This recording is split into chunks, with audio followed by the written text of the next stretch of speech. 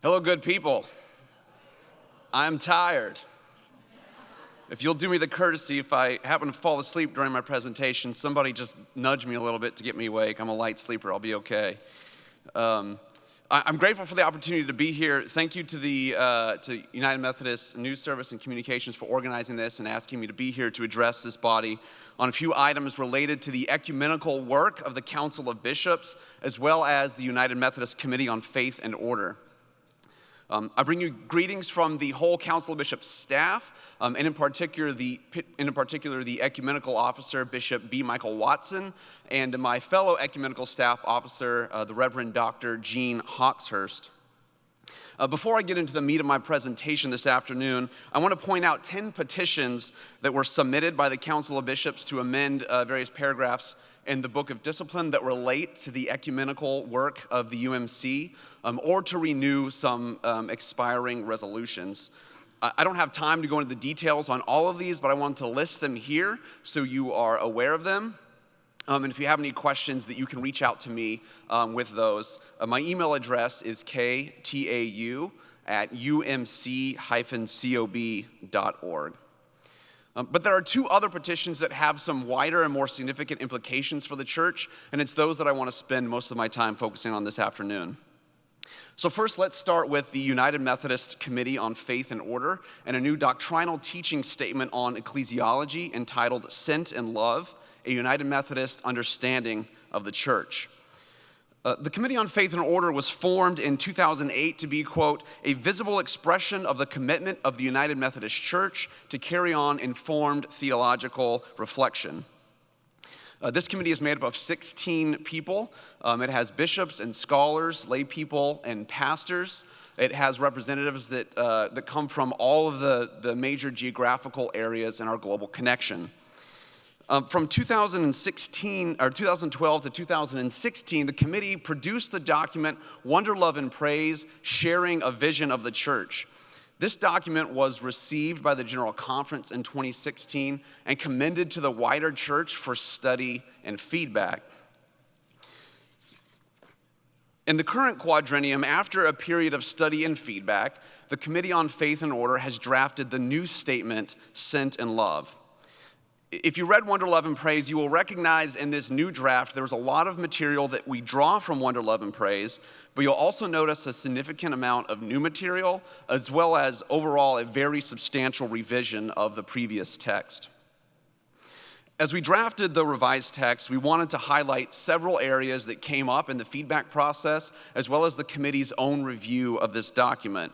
And these were the centrality of mission, a Trinitarian grounding for the nature of the church, and an ecumenical perspective. So the first major section of the document after the introduction and the consideration of some historical material lays out a Trinitarian framework for understanding the nature of the church. It describes how the church is established, grounded, and empowered by the saving work of the missionary God. God's very identity is expressed in the going out of Christ and Spirit in a saving mission of love to the world. This going forth in mission then is also essential for the life and being of the church, which is itself sent in love by God for mission and service. The document then highlights 4 distinctive Wesleyan Methodist theological commitments and describes how these commitments connect a United Methodist understanding of the church with the classical creedal marks of the church. These core Wesleyan Methodist theological commitments relate to the saving love of God and are as follows. The saving love of God empowers a missional community. The church is apostolic. The saving love of God is meant for all people, not just a favored few. The church is Catholic. The saving love of God is transformative. The church is holy. And the saving love of God creates community. The church is one. Now, the bottom 3 commitments in this list were retained from Wonder, Love, and Praise. And these commitments received strong affirmation in the study and feedback process that we engaged. But we also added the first one, that the church is apostolic, that it is missional, as a response to the significant feedback that we wanted to see a stronger emphasis on mission in this document. Now, a resolution to adopt Sent in Love has been sent to the General Conference for 2020 to adopt it as an official teaching statement of the United Methodist Church. The resolution also commissions the Committee on Faith and Order to produce a study and leader's guide to go along with the document. And it places this document alongside By Water and the Spirit and this holy mystery in the Book of Resolutions. And as a side note, both of these teaching statements are set to expire in this quadrennium, and so we've also submitted resolutions to reaffirm those for another 8 years. You can find the document online at unitedmethodistbishops.org/resources. The full text of the document is also now available in the ADCA, and of course will then be translated into all of the official languages of the General Conference. Another item with significant implications for the life of the church is a proposal coming from the United Methodist and Episcopal Church Dialogue Committee to establish a relationship of full communion between our churches. This dialogue committee is co-chaired by Bishop Gregory Palmer on the Methodist side. The document from the Dialogue Committee upon which the proposal is based is entitled A Gift to the World, Co-Laborers for the Healing of Brokenness. Now, full communion is an expression of the visible unity of Christ's body, the church, that empowers a full sharing in sacramental fellowship and missional partnership between distinct and autonomously governed churches. And this includes the transferability of membership and the mutual recognition and interchangeability of ordained ministries. Very importantly, full communion does not entail institutional merger or one tradition being subsumed or overwhelmed by another tradition. The goal of full communion is to witness to unity within Christ's body while maintaining the unique gifts and witness of the churches and traditions involved. Now, this particular proposal at this particular time is a significant one for United Methodists. There is unique historical significance in this proposal. Methodism, of course, was birthed out of the Anglican Church, a church that remained John Wesley's ecclesial home until his death. Establishing this relationship of full communion is one step toward healing the division between Methodists and Anglicans, and it is one which expresses our deeply rooted historical, practical, and theological connections with the Anglican tradition. This proposal has unique ecumenical significance. With this relationship, we have the opportunity to close the final link in a chain of full communion between 4 distinct denominations. The arrows on the screen represent existing full communion relationships between the Evangelical Lutheran Church in America, the Moravian Church, the Episcopal Church, and the UMC. The current proposal would create mutual and overlapping relationships of full communion across this whole grouping, which creates new possibilities for multilateral coordination, shared mission, and witness to the unity of the church. Finally, this proposal has significance for us in our current situation in the United Methodist Church. It has been, to be honest, an interesting time to be engaged in the work of Christian unity on behalf of the United Methodist Church. It's not lost on me or those who labor with me in the ecumenical work on behalf of the church that there are weighty and significant issues coming before the General Conference in a few months. The conflict and uncertainty in our own house has at times raised questions about how we ought to be moving forward with our ecumenical partners in light of these challenges. Is now really the best time to be entering into new ecumenical agreements, to be engaging in new enterprises for Christian unity? I believe the answers to these questions is a resounding yes. We are stronger because of our ecumenical partners. We have received incredible support, prayers, and encouragement from many of our ecumenical partners during this time. These partners care about the United Methodist Church. They want to see our church thrive. They are invested in our church. No matter how we move forward into the future, we will be moving forward in a more stronger position if we do it hand in hand with our ecumenical partners. I believe this is the right time for an agreement like this because we have the opportunity to send a message about who we are as United Methodists and about the kind of church we aspire to be. Will we give in to the impulse to be self-obsessed and inward-looking, or can we continue to reach outward towards our partners? In spite of our imperfections and failings, we are still a church which is constitutionally committed to pray, seek, and work for unity at all levels of church life. More importantly, we are implored by Christ himself to seek this unity. Even as our own seemingly irreconcilable differences are leading us in the direction of some kind of separation within the UMC, affirming this full communion proposal, which is the fruit of decades of dialogue, sends the message that the United Methodist Church will not abandon its commitment to seek unity across the whole household of God. This work does not stop simply because some things are hard right now. It must and will continue. And this is a message which I think is worth sending. So now some information about the dialogue itself. And to be brief, for the sake of time, we'll have to start with 1791. All right, so for the sake of time, I'm going to have to skip forward to the 20th century and leave Thomas Coke and his shenanigans in 1791 in the background, and begin with 1964, where our church was a founding member in the consultation on church union with the Episcopal Church. This was a multilateral body of up to 10 to 11 Protestant denominations, depending on which part of your history you're looking at there, that was seeking intercommunion between all its members. As this body shifted away from seeking intercommunion in 1999, a bilateral dialogue committee between the United Methodist Church and the Episcopal Church was started and began meeting in 2002. This dialogue has also been informed by the work of an international dialogue between the Anglican Communion and the World Methodist Council, which has produced 2 ecumenical statements.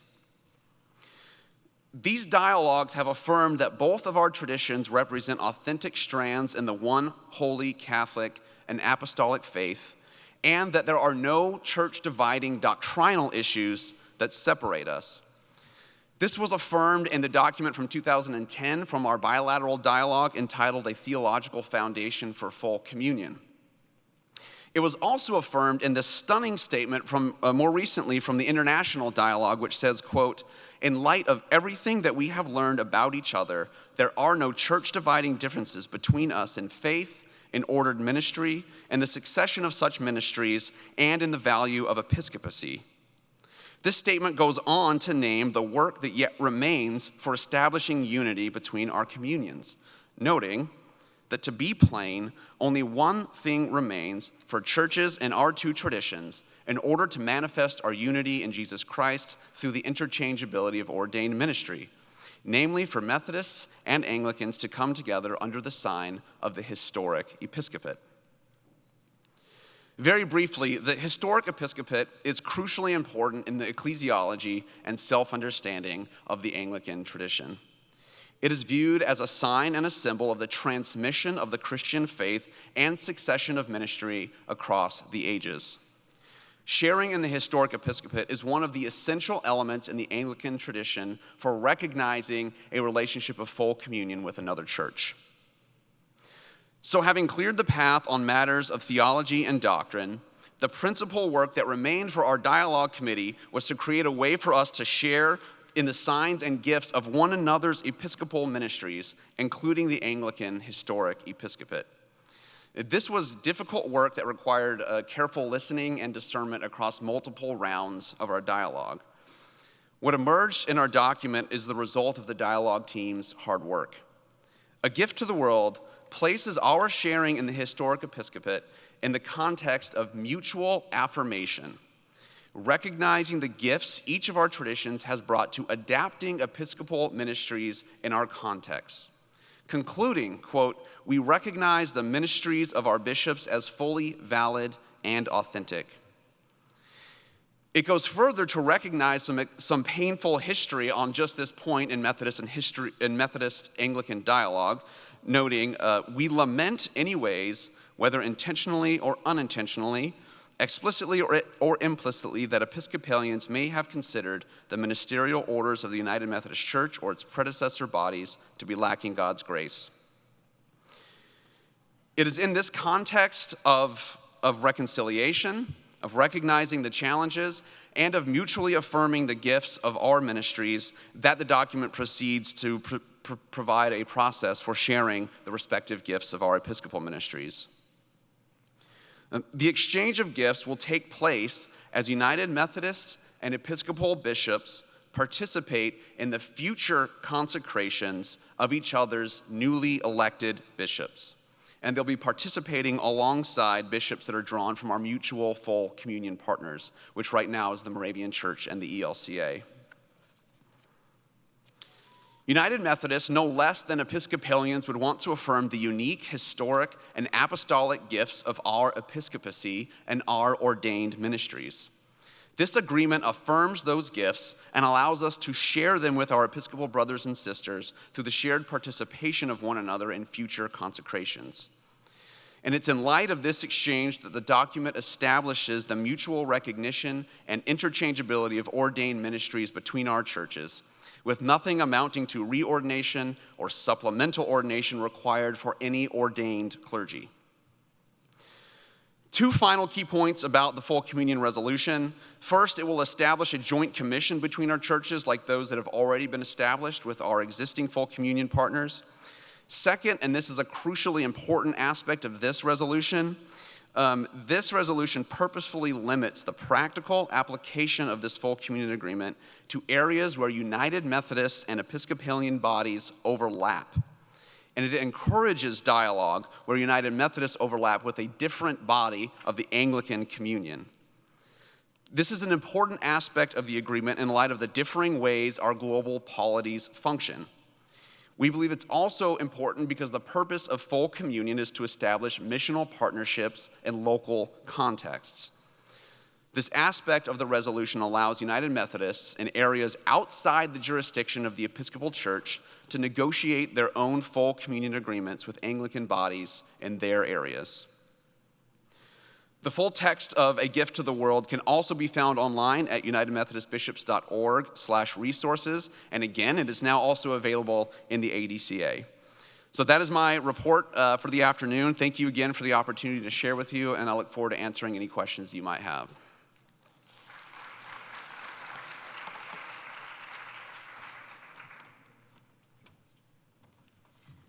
Thank you so much for that brief report. And we are ready for a couple of questions. So again, if you can come up to the mic and identify yourself and keep it to a minute.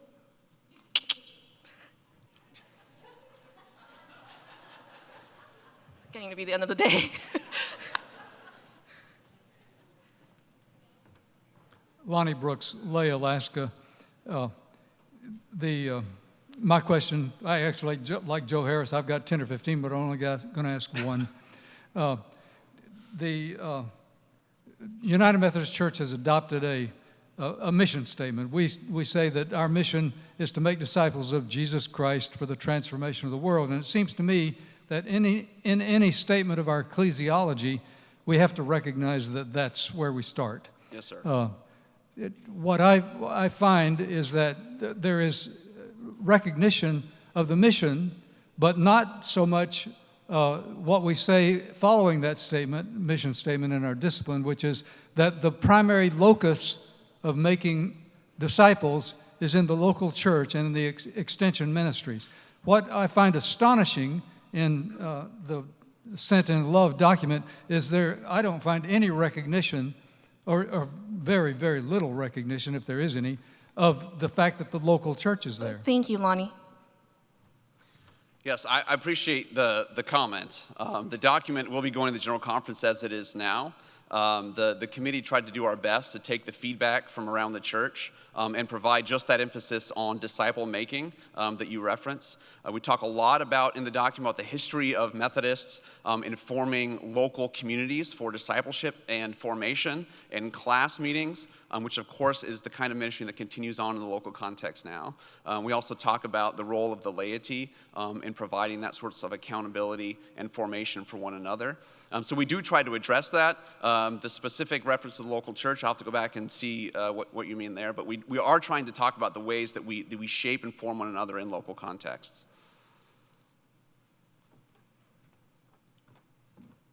Okay, I think in the honor of time, is there one more question?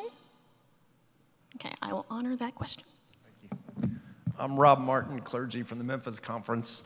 And when you use the term Anglicans, I was curious about that because I thought the Anglican Church was a result of a split that took place in the Episcopal Church and the Anglican Church. And so I wanted to kind of see, was that full communion going to be a part of both congregations? Yes, there is a separate denomination that was formed called the Anglican Church in North America, which was one that split from the Episcopal Church, or the Protestant Episcopal Church in the USA, it's its longer official name. When I use the term Anglican, I'm referring to the Anglican Communion, which is the worldwide bodies that have all the different provinces of the Anglican Communion, of which the Episcopal Church is one. Importantly, the ACNA is not a province of the Anglican Communion. They have not received that recognition yet, even though they call themselves the Anglican Church in North America. But yes, I was referring to the global Anglican Communion on that point. So yes, so thank you for asking that question.